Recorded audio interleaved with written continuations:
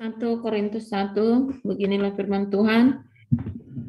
Dari Paulus, yang oleh kehendak Allah dipanggil menjadi Rasul Kristus Yesus, dan dari Sostenes saudara kita, kepada jemaat Allah di Korintus, yaitu mereka yang dikuduskan dalam Kristus Yesus dan yang dipanggil menjadi orang-orang kudus, dengan semua orang di segala tempat yang berseru kepada nama Tuhan kita Yesus Kristus, yaitu Tuhan mereka dan Tuhan kita.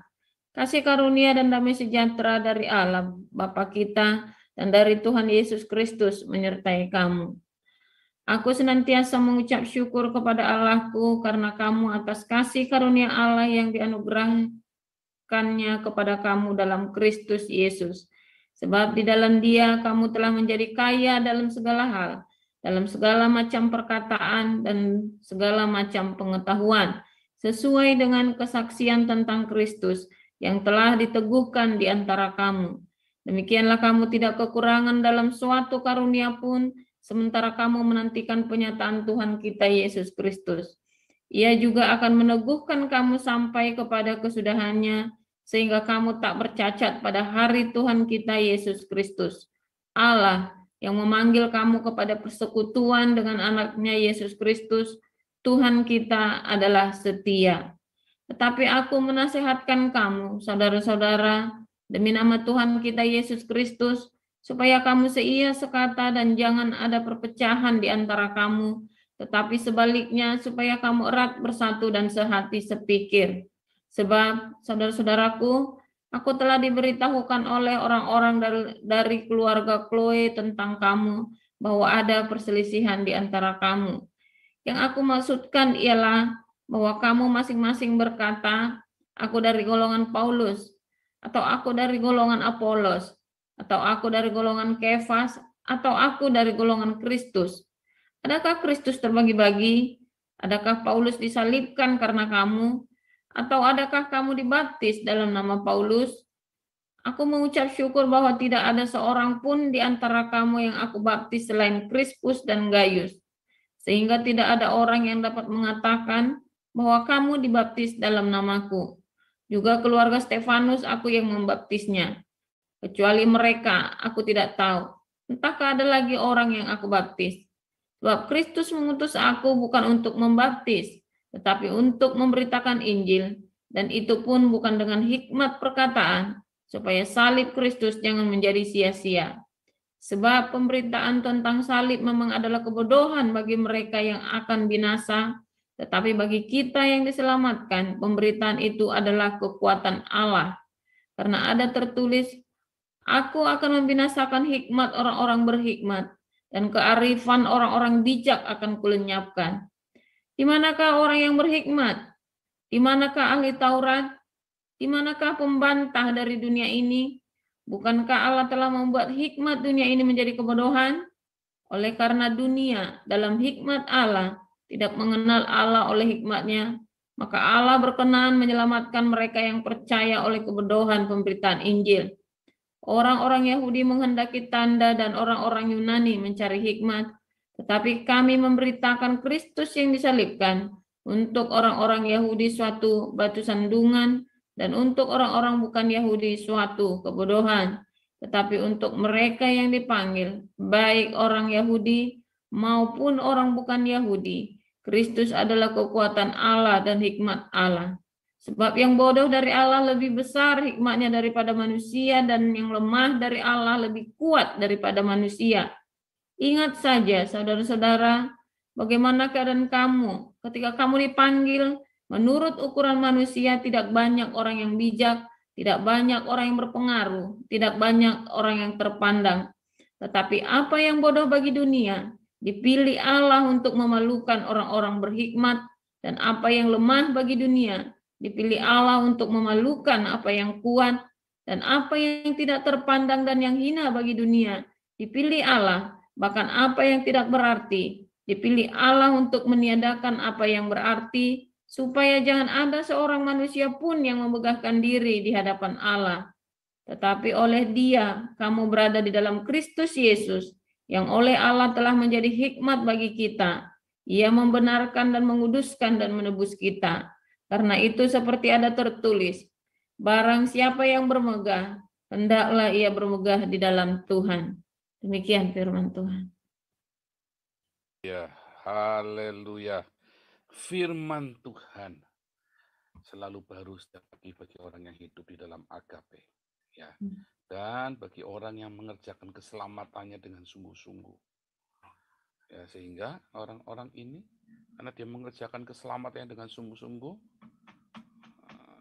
dia nggak main-main dengan hidupnya. Dia begitu seriusnya dengan keselamatan. Nah, kalau orang tidak mengerjakan keselamatannya dengan sungguh-sungguh, ya dia main-main nanti. Ya, akhirnya dia nggak mendapat rema. Kelihatannya dia dengan agape, tapi nggak rema.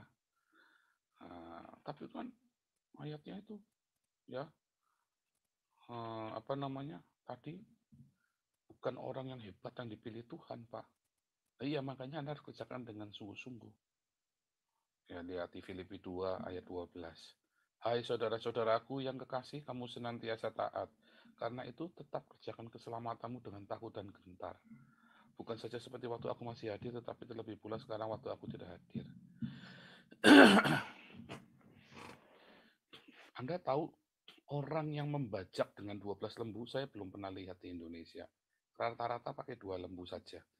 Terus kemudian dia berdiri di belakangnya, di mata bajaknya itu kan ada dudukannya, ya. Terus dia duduk di belakangnya, dia sambil kendalikan. Ini Elisa, dia membajak dengan 12 lembu.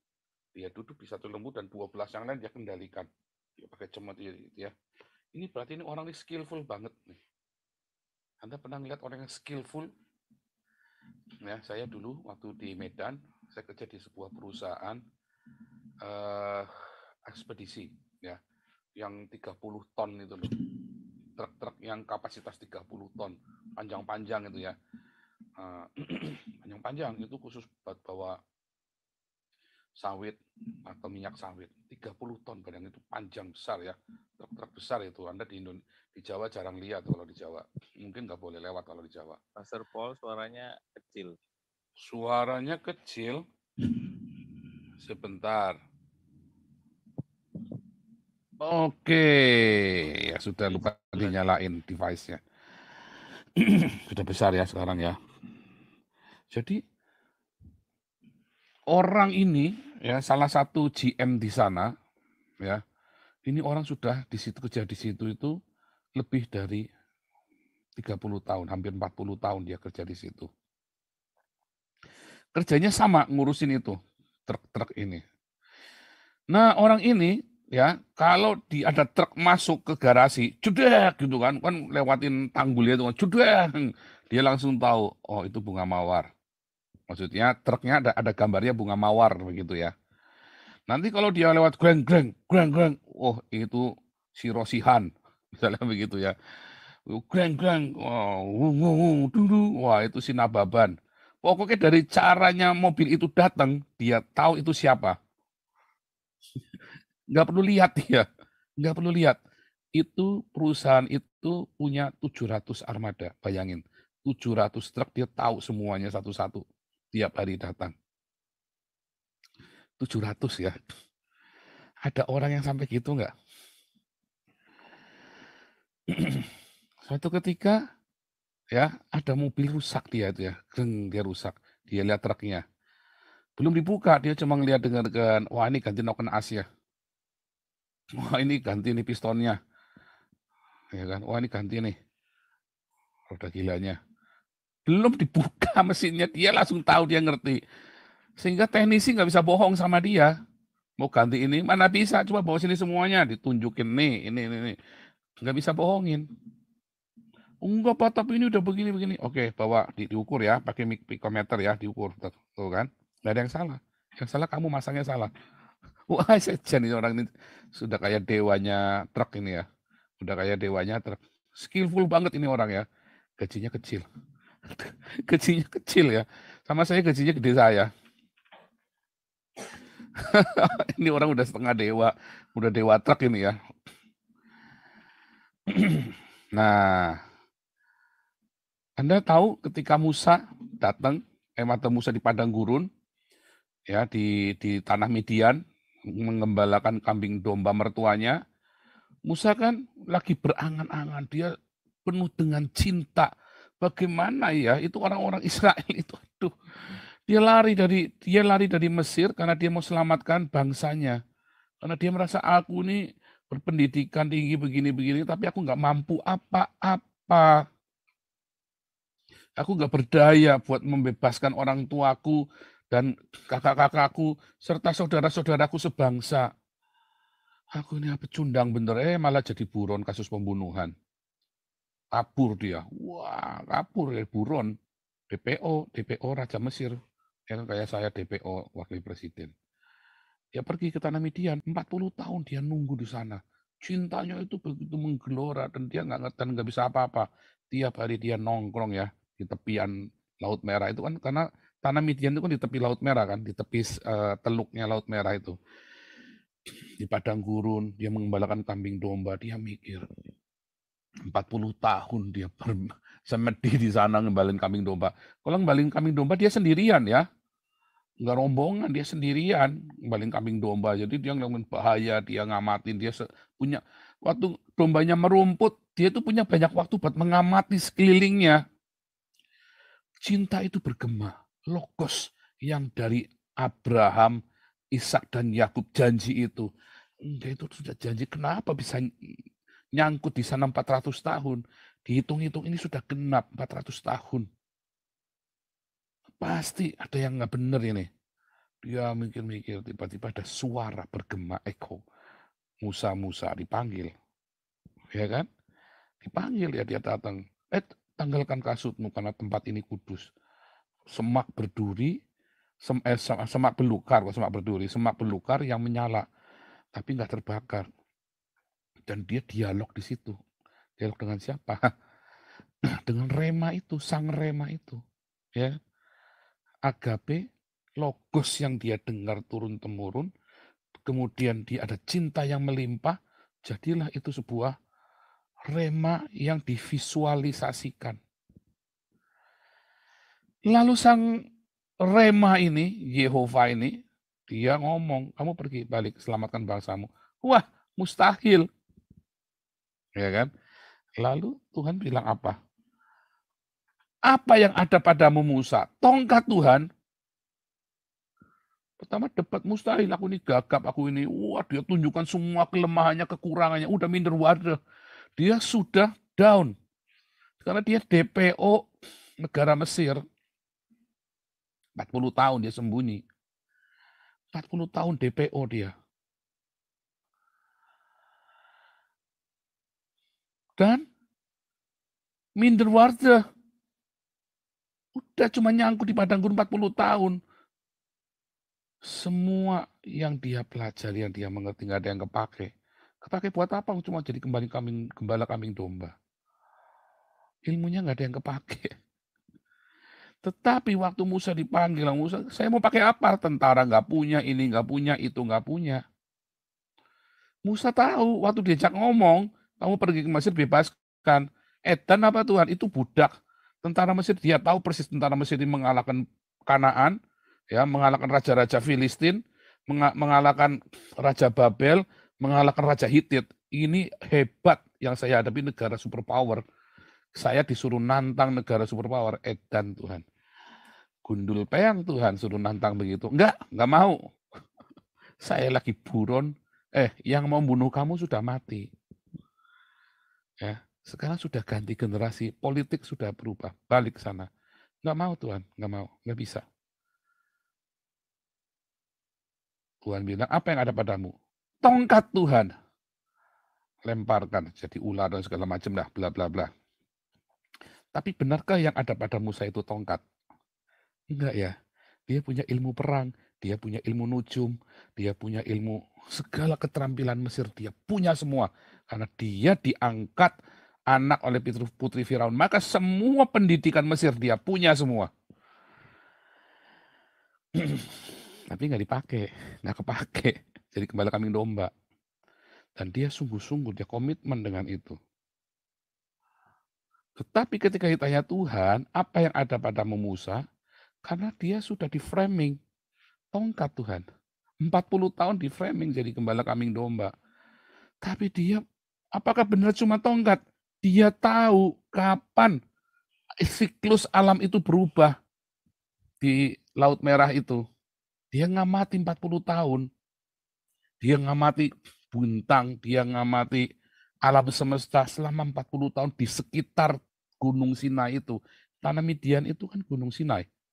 Ya, dataran kaki Gunung Sinai. Dia ngelihat karena Gunung Sinai itu kan dari tanah Midian. Dia tahu kondisi di situ semua, dia kuasai medannya di situ semua. Ya kan? 40 tahun loh. Ya kayak si tadi GM-nya yang perusahaan truk itu. 40 tahun dia kerja. Dia dengar suara mesin aja dia sudah tahu itu siapa dan mobil itu rusaknya apa. Dasar si Hotang. Geblek ini orang dia bilang. Karena dia tahu rusaknya di mana, mobil apa lagi-lagi rusaknya ini lagi udah diganti. Dijual kali ini. Ya kan? Dan macam-macam. Hebat nih pokoknya orang ya. 40 tahun itu nggak mungkin kosong. Dia punya skill. Selama 40 tahun dia hidup di Mesir. 40 tahun pertama. Nggak mungkin dia nggak ngerti apa-apa. 40 tahun ya. Dia kemudian usia 40 dia lari ke padang gurun. Ke tempatnya Yitro. Ya. Dan 40 tahun di rumahnya Yitro. Mengamatin semua yang ada di kaki Gunung Sinai itu dan yang ada di tepi Laut Merah itu. Nggak mungkin nggak ngerti apa-apa dia. Apalagi dia seorang sarjana di Mesir. Kayak saya seorang sarjana, tiap hari saya ngamati imigran itu. Nggak mungkin saya nggak ngerti apa-apa tentang imigran. Nggak mungkin, saya tahu. Tiap hari hidup saya di sini ngeliatin itu di camp. Ya, ngeliatin satu-satu, tipikal-tipikal orang-orang. Pasang mata, pasang kuping. Sehingga saya ngerti karakter-karakter bangsa-bangsa ini. Suatu hari saya akan pergi ke sana. Injili mereka semua. Nggak mungkin nggak ngerti. Apa yang ada padamu, Paul? Apa Tuhan? iPad. Cuman iPad saja tiap hari saya bawa-bawa handphone Tuhan. Mana? Bikin ini, bikin itu. Wah, saya lagi buron Tuhan. Kasih makan itu Indonesia. Duitnya dari mana? Saya aja hidupnya dari PBB, dibiayai oleh pemerintah. Kasih makan itu. Kamu teriak saja yang keras. Jadi Musa itu nggak mungkin nggak tahu. Dia tahu, hanya dia nggak menyadari. Dia tahu, tapi dia tidak tahu. Adam dan Hawa waktu di Eden mereka tahu, tapi mereka tidak tahu. Mereka arum, tapi mereka tidak arum. Selama di Eden, sampai dia makan buah pengetahuan itu. Harus dimakan buah pengetahuannya supaya tahu apa yang dia tahu. Makanya pengutusan itu membutuhkan kita pengorbanan. Ketika kita diutus keluar dari Eden, dari tempat kita yang nyaman, ya kepada dunia yang jahat ini, kita harus diberi logos firman Tuhan supaya kita tahu apa yang kita tahu. Nggak cukup dengan logos, karena logos itu sudah diberikan di awal-awal, tapi mereka nggak ngerti. Maka logos itu harus dibuat jadi rema. Makanya Anda harus punya rema, supaya Anda ngerti apa yang harus Anda lakukan saat ini. Bingung kan Anda lagi ada masalah, Tuhan harus ngapain Tuhan? Ini masalah, itu masalah, semua masalah. Anda harus punya rema, supaya Anda ngerti apa yang harus Anda lakukan hari ini. Dengan masalah-masalah yang ada di depanmu. Hari ini bangun, ting masalah. Tuhan, beri aku rema Tuhan, buat hari ini. Dari rema ke rema, penuh Anda dengan Roh Kudus. Jadi orang-orang yang diutus sama Tuhan ini bukan pecundang. Dianggap pecundang oleh dunia. Dunia menganggapnya sebagai pecundang. Musa lari. Waktu Musa lari apa dia pecundang? Enggak, dia mikir.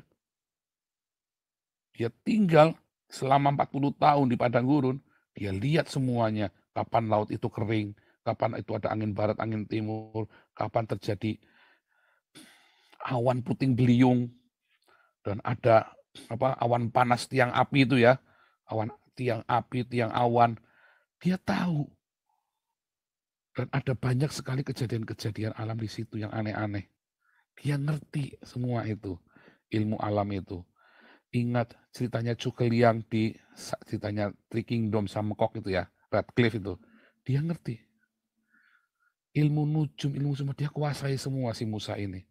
Tapi dia tidak tahu kalau apa yang dia tahu itu bisa berguna. Mungkin Anda itu juga. Selama ini Anda blunder karena nggak dibukakan. Anda nggak dibukakan, Anda nggak ngerti. Minta Tuhan buka, beri rema. Karena semua jawaban masalahmu itu ada padamu sekarang ini. Ya, ada padamu jawaban masalahmu itu.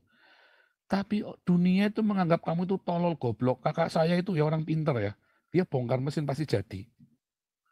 Tapi dari kecil diomongin tolol goblok. Semua orang bilang dia tolol goblok. Ya, waktu dia mau sekolah mesin nggak boleh sama ayah saya. Dipaksa belajar yang dia tidak suka. Ya nggak bisa kayak Einstein. Dipaksa belajar nggak suka, ya dibilang tolol sama gurunya. Kayak Albert Einstein kan gitu kan, makanya dibilang tolol kan. Nyatanya kan dia orang pinternya atau orang pinter sekali kan. Kakak saya punya anak, anaknya dimarahin terus, dibilang kono bandel nakal suka bongkar-bongkar. Itu kayak kamu, saya bilang. Jangan dikepukin, itu anak pinter. Kasih nih radio bodol, mainan bodol, suruh bongkar. Dia pengen tahu sekali tangannya itu celutak ya, semua dibongkar, punya apa dibongkar, televisi apa dibongkar. Sekarang pinter beneran, apa dibongkar. Itu ada anak yang begitu, jangan dibilang oh ini anak nakal ini semua dirusak. Bukan karena dia pengen tahu, kasih aja dia barang rusak suruh dibongkar. Kalau perlu diajarin dikit pelan-pelan. Apa yang dianggap pecundang oleh dunia? Karena Anda punya pemahaman yang berbeda dengan yang dimiliki orang lain. Jangan menyerah, jangan diaminkan. Kalau Anda pecundang, Anda bodoh. Anda harus tahu, kerjakan dengan sungguh-sungguh. Apa yang kamu yakini itu benar sudah benar. Dan kamu sudah ngerti. Orang mungkin anggap kamu nggak benar. Ya, kerjakan dengan sungguh-sungguh. Jangan di-framing oleh orang lain, jangan mau. Ya, jangan mau di-framing. Karena suatu ketika yang Anda kerjakan itu akan menghasilkan buatmu. Kerjakan dengan sungguh-sungguh. Kalau Anda sudah kerjakan dengan sungguh-sungguh, serahkan sama Tuhan apa yang kamu kerjakan. Tetapi banyak orang yang dianggap tidak bodoh, tidak aneh, tidak bukan pecundang begitu ya, atau ini orang hebat nih yang dikagumi dunia. Tapi sebenarnya dia pecundang. Taunya saat dia nanti jatuh. Nggak bisa bangun, susah. Karena dasarnya pecundang. Dia kelihatan hebat karena bakatnya dia di itu dan kebetulan cocok dengan masa itu. Banyak orang-orang talentanya itu, bakatnya dia cocok dengan yang dibutuhkan saat itu. Itulah orang-orang hebat. Ya, tetapi banyak orang yang talentanya tidak cocok dengan saat itu. Itulah pecundang. Contohnya pencuri. Ya, pencuri itu yang terampil bisa bongkar kunci, bisa bongkar apa segala macam ya. Itu adalah orang-orang yang tidak pada tempatnya itu ya. Dia punya skill yang tidak pada tempatnya. Ya jangan dikembangin karena itu kan merugikan orang lain. Tetapi dalam kondisi yang berbeda dia akan berguna. Orang-orang yang gabung sama Daud itu bukan orang-orang pecundang loh. Dianggap pecundang oleh dunia ini, tetapi mereka orang yang skillful loh. Skillful di bidangnya. Nelayan-nelayan yang bergabung sama Yesus itu bukan nelayan kacangan loh. Mereka orang yang profesional. Mereka orang-orang yang mengerjakan hidupnya itu dengan sungguh-sungguh, namun memang tidak pada tempatnya. Sehingga mereka dianggap kalangan bawah. Tetapi orang-orang ini kalau dia serahkan talentanya kepada Tuhan Yesus, akan menjadi bejana yang berguna. Serahkan hidupmu sama Tuhan. Serahkan apa yang saat ini keadaan hidupmu saat ini. Tetapi kerjakan dengan sungguh-sungguh. Ya, jangan cuma tidur-tiduran, males-malesan. Ya, jangan pasrah. Berserah itu bukan pasrah. Mungkin Anda belum tahu jawabannya, jalanin. Anda mungkin sekolahnya bodoh. Oke, kalau Anda nggak mau sekolah, Anda mau apa kerja? Ya kerja yang benar. Masalahnya banyak orang nggak mau sekolah, alasannya mau kerja karena dia males. Dulu saya SMA nggak punya uang buat nurusin kuliah. Saya bilang sama Mimi supaya jangan susah. Misalnya nggak mau lihat kayak kakak saya begitu. Ya, kakak saya itu kuliah atau waktu kuliah itu sengsara sekali ya. Saya nggak mau kayak gitu, Mi. Mendingan saya tak kerja. Mami ngotot ya berantem sama mami. Oke, kudu sekolah kamu, kudu kuliah. Saya maunya kerja karena teman-teman saya kerja juga banyak yang berhasil kok. Saya pikirnya sudah maju ya. Dan mereka orang tua saya tahu saya bukan orang malas. Ya. Saya kalau udah niat kerja sesuatu, wah saya bisa 2 hari nggak tidur kalau ngerjain sesuatu itu. Jangan. Anda nggak harus kuliah kalau Anda nggak punya duit kerja, tapi kerja yang sungguh-sungguh. Kuliah itu bukan jaminan keberhasilan. Ya, kalau bisa kerja yang sungguh-sungguh. Ya kan? Nah, gitu. Yang dimaksud seperti itu banyak orang. Anda bisanya apa? Oh, Anda nggak punya tangan, Anda cacat Anda nih, nggak bisa. Anda punya sesuatu. Tapi saya gagal terus, Pak. Ada orang yang gagal terus ya. Kerja gagal, sekolah gagal. Kalau dia males, ya dasar kamu males, kurang ajar, kamu bikin yang benar. Ya, ada orang yang males, apa-apa males ini, wah nanti besok tarsok alasannya satu septic tank. Ya kan, septic tanknya impor lagi dari Jerman, kan kurang ajar. Kayak Anies Baswedan, impor tempat sampah dari Jerman, edan ya. Ya tapi itu, sekarang pertanyaannya, ya, kalau dia sudah sungguh-sungguh tapi jatuh bangun, percaya saya, dalam jatuh bangun, catat, dia akan belajar sesuatu. Mau berapa kali jatuh? 10 kali, 20 kali. Jalanin terus. Jangan menyerah. Kerjakan dengan sungguh-sungguh walaupun jatuh bangun. Dan amati, catat setiap jatuhnya itu. Suatu ketika kamu jadinya itu luar biasa. Karena kamu sudah punya ilmu yang banyak yang tidak dimiliki orang-orang lain. Hanya kamu yang punya ilmu itu. Itu namanya mengerjakan keselamatanmu dengan takut dan gentar. Itu yang namanya orang-orang yang dipilih Tuhan yang tidak dianggap oleh dunia. Bukan orang-orang yang, saya memang saya cuma SMP. Ada ya, ada orang yang selesai SMP, tapi flamboyannya minta ampun. Wah, saya banyak ketemu orang-orang ini di gereja ya. Lulusan SMP, ya, flamboyan minta ampun, disuruh kerja, enggak, kerja tangannya halus banget. Ini lulusan SMP tapi tangannya halus banget, ini laki-laki ya. Aduh, ini bilang, ini orang kerjanya apa? Suruh nyapu nggak mau, suruh itu nggak mau, enggak saya mau ini saja. Maunya kerjanya cuma apa, jadi WL, jadi pengkhotbah. Kerjanya tiap hari, full timer juga bukan. Mau sekolah, bagaimana mau sekolah? Lawang dia cuma lulus SMP, bagaimana mau ke STT? Ya kudu SMA dulu. Enggak Tuhan, enggak pakai hikmat manusia, saya dengan hikmat Roh Kudus saja. Ejiana. Jawabannya keren banget, dengan hikmat Roh Kudus saja. Tuhan nggak pakai dia. Lawang para rasul saja belajar 3 tahun di Gembleng siang malam. Iya kan? Lah orang ini mau belajar sama siapa? Belajarnya aja nggak pernah. Baca Alkitab aja bumbuan. Ya, baca Alkitab aja sama saya, hafal saya coba. Tapi orang ini megang sapu nggak mau, megang pel nggak mau, ya jadi penerima tamu nggak mau di gereja, maunya cuma jadi WL atau jadi pengkhotbah. Di rumah juga nggak kerja, malah jadi beban, ya, kerjanya tidur. Oh, nanti Roh Kudus memberi hikmat. Tuhan memberkati orang yang dikasihnya pada waktu tidur. Wis, ayatnya dipelintir-pelintir buat membenarkan kemalasannya dia. Sampai sekarang orang ini jadi pecundang. Sampai hari ini ya orang ini masih jadi pecundang. Penampilan parlente, pakaian ya bareng ya bekas, ya kelihatannya parlente, tapi karena udah nggak punya uang lagi, udah tua ya bekas. Sekali jualan maunya buka jam 1, tutup jam 5. Oh, ini waktu buat Tuhan kalau pagi. Kalau malam ya buat pelayanan. Aduh, pelayanan itu di gereja, definisinya itu di gereja tampil dia, kelihatan rapi, necis. Ya pakai dasi, pakai jas, kelihatan gagah, kelihatan berwibawa. Tapi orang waktu dengar dia khotbah sebenarnya udah enak, cuman Pak Pendeta sungkan aja sama dia dikasih. Kalau kita mah nggak ada sungkan-sungkanan di sini ya. Karena sungkan udah dikasih tempat aja. Nah, itu ya. Saya langsung tahu ini orang nggak dipakai Tuhan. Bukan meremehkan, bukan. Karena ayat tadi, Orang-orang yang dipakai Tuhan ini, itu orang-orang yang profesional. Serius. Anda jangan pikir, Tuhan bisa pakai siapa saja. Tidak.